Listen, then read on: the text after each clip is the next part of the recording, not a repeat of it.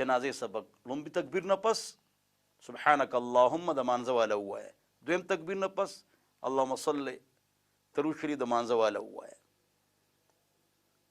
په ژبې سره نیت لازم نه دی. جنازې ته راغلی ووایه الله اکبر، د زړه نیت کافي دی چې امام پسې ولاړم جنازه ده څلور تکبیرونه دي بس.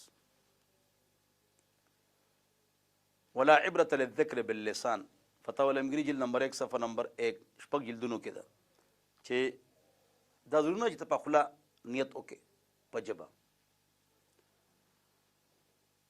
سبحانک اللهم نه پس سوره فاتحه جنازه کې وایه، دا سنت دی. بعضې ملګري وایي جنازه کې سوره فاتحه فرض دی بطور قرات، تا د هغې غلطي ده. دا سنت دی بطور دعا، دا موقف ټیک دی، سنت دی بطور دعا جنازه کې سوره فاتحه ویل. زنګ دلیل بخاری شریف کې دی ابن عباس سوره فاتحه وویه رضی الله عنهما، نو خلکو ته وویه لتعلموا انها سنه، چې تاسو ته پته ولګي چې دا سنت ده. څه ده؟ دا سنت عمل دی. لتعلموا انها سنه، نو بخاری کې لیکلي دا سنت دی، فرض نه دی.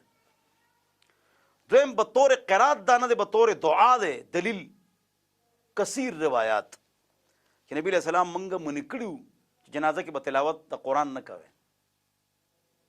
احادیث دي. لذا وینا په جنازه څه د دعا ده، دا څه چې پکې دی کې ویل دي دا بطور دعا دی، نه کې بطور قرات.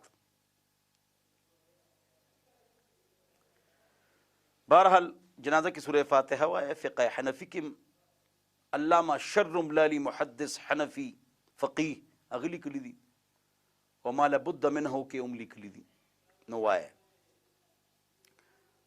د دریم تکبیر نه پس څلورم تکبیر نه مخکې په دې کې خلک دعاګانې وایي چې کومې دعاګانې درځي هغه ووایه. چله جنازه نه ورځي الله اکبر الله اکبر ورځي، نو الله اکبر الله اکبر وکړې جنازې ثواب درته ملو شو، خو دعاګانې پکې یاد کړې، دا سنت عمل دی.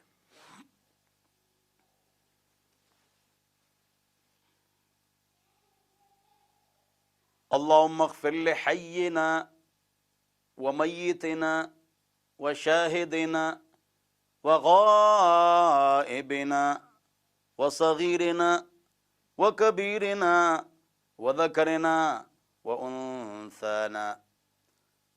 اللهم من أحييته منا فأحيه على الإسلام، ومن توفيته منا فتوفه على الإيمان. دا جنازې دعا ده. که مخامخ الګ دی، که جنۍ ده، که ښځه ده، که سړی دی، که زر جنازې دي، بس یو دا دعا کافي ده. د وړوکي دپاره هم دا ویلی شي، الګ جنۍ دپاره، خو الګ جنۍ دپاره بېله هم شته چې ماشوم وي. اللهم اجعله لنا اجرا، اللهم اجعله لنا فرطا، واجعله لنا اجرا وذخرا، واجعله لنا شافعا ومشفعا.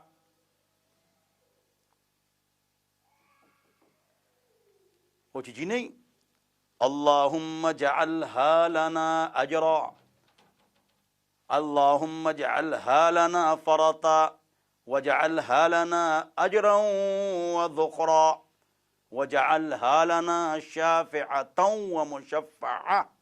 آخر کے ہا مشفعة، اغالکہ کہ مشفعة دو زبر الف. جنازی دعا بعد خلق لنورزی نو ڈکشنری یاد کړي، اپلیکیشن ڈکشنری ویکیبلری سپیلنگ دار سے یاد کړي. نو قرات تجوید هم زده کې، انګلیش اردو پښتو کې څنګه کلپس وغواړئ، درو به لیکو په واتس اپ 0311444006. وی جنازي سبق ناراضي نو زده کې کنه. نو بک 1 بک 2 سپیلنگ ہر سے یاد ہے، ایکٹیو وائس پیسیو وائس گرامر نو دا دینم یاد کې، دا دعاګانې یاد کې.